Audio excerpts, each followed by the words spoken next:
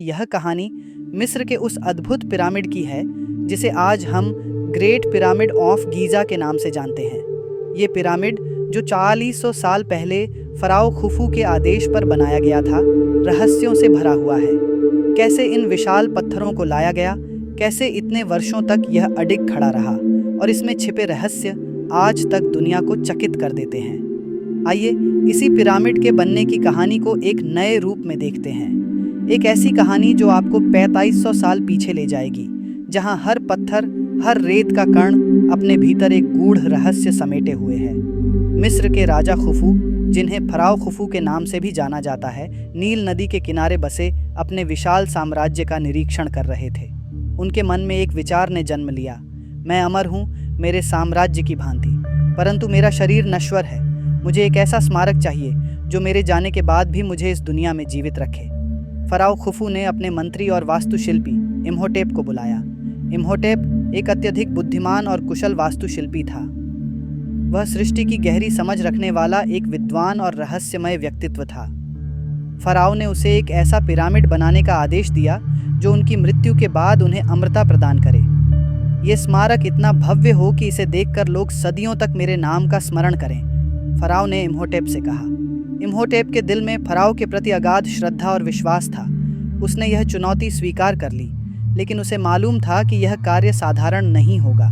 उसे पता था कि इसमें रहस्यमयी शक्तियों की आवश्यकता होगी, जो केवल उस समय के गुप्त तंत्रों और विज्ञान के मिश्रण से ही संभव था।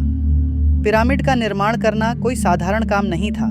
इसके लिए विशाल और मजबूत पत्थरों की आवश्यकता थी, जो कई सदियों तक उस इमारत को सहारा दे सकें। इम्होटेप ने एक ऐसी खदान की खोज की जो फ़राओ के महल से मीलों दूर तुराह और असवान के क्षेत्रों में थी। इन खदानों से पत्थरों को निकालना और उन्हें नील नदी के रास्ते से पिरामिड स्थल तक पहुंचाना अपने आप में एक बहुत बड़ा काम था।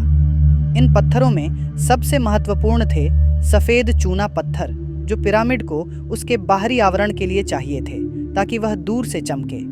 वहीं पिरामिड के आंतरिक भाग में ग्रेनाइट का उपयोग होना था, जो असवान के दूर दराज के पर्वतों से लाया जाना था। हजारों मजदूर, जिनमें से कई अपने जीवन में पहली बार इस तरह का कोई बड़ा काम कर रहे थे, एक जटिल व्यवस्था में लगे रहे। इम्होटेप ने काम को सुगमता से करने के लिए एक विशेष तंत्र का आविष्कार किया। उसने एक गुप्त ज्ञान का उपयोग किया जिसे केवल गिने चुने लोग जानते थे। इस विधा का नाम था खेम अनूखी, एक ऐसा तंत्र जिसमें सितारों और ग्रहों की स्थिति का अध्ययन कर पत्थरों को सही दिशा में रखने की कला शामिल थी। इम्होटेप ने अपने कुछ खास शिष्य चुने, जिन्हें उसने इस ज्ञान में दीक्षित किया। हर पत्थर को इस तरह से काटा और तराशा गया कि वे एक दूसरे से पूरी तरह मेल खा सकें और मिलकर एक अटूट संरचना बन सकें। वह रात्रि में जब पूर्णिमा का चांद पूरे आकाश में अपनी चांदनी बिखेरता था, इम्होटेप अपने शिष्यों के साथ मिलकर विशेष मंत्रों का जाप करता। कहते हैं कि उन मंत्रों के जाप से पत्थरों में एक अनोखी ऊर्जा संचारित होती थी और उन पत्थरों को अपनी जगह पर आसानी से खिसकाने की शक्ति प्राप्त होती थी। इम्होटेप की यह विधि इतनी अद्भुत थी कि इसके रहस्य को समझने के लिए कई विद्वान जन्म मरण के चक्र में घूम गए, परंतु उस ज्ञान को कोई नहीं समझ सका।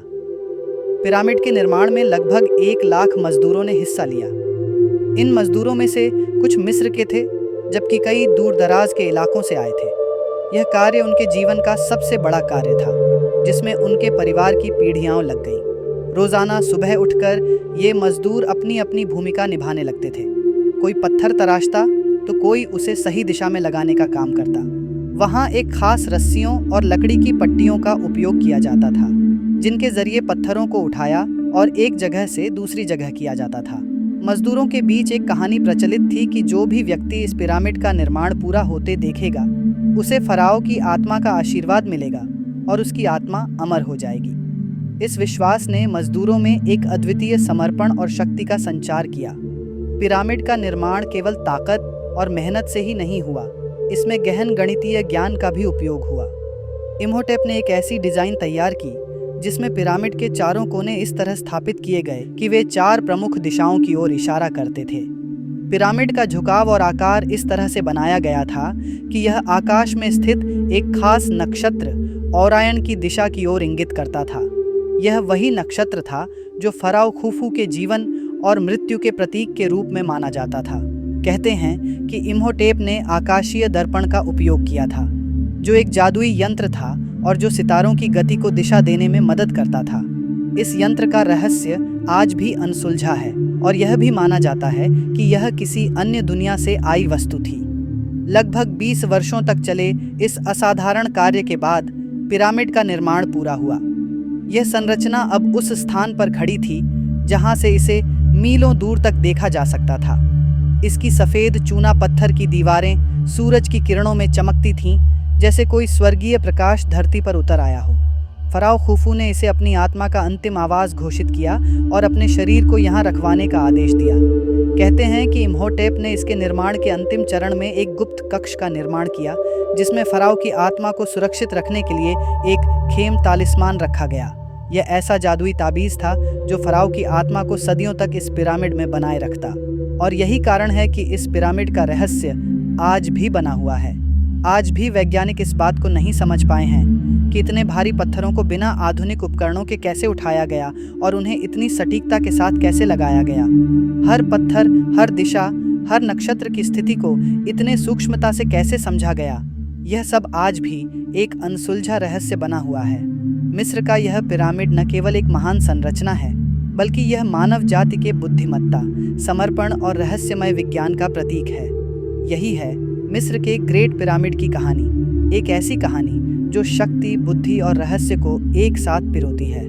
दोस्तों, अगर आपको हमारी कहानी पसंद आई हो तो आगे भी शब्दों का सफ़र जारी रखने के लिए हमारे YouTube चैनल शब्दों का सफ़र को सब्सक्राइब ज़रूर करें, और आप चाहते हैं कि आगे भी आपको ऐसी मज़ेदार कहानी सुनने को मिलती रहे तो बेल आइकन दबाना बिल्कुल ना भूलें।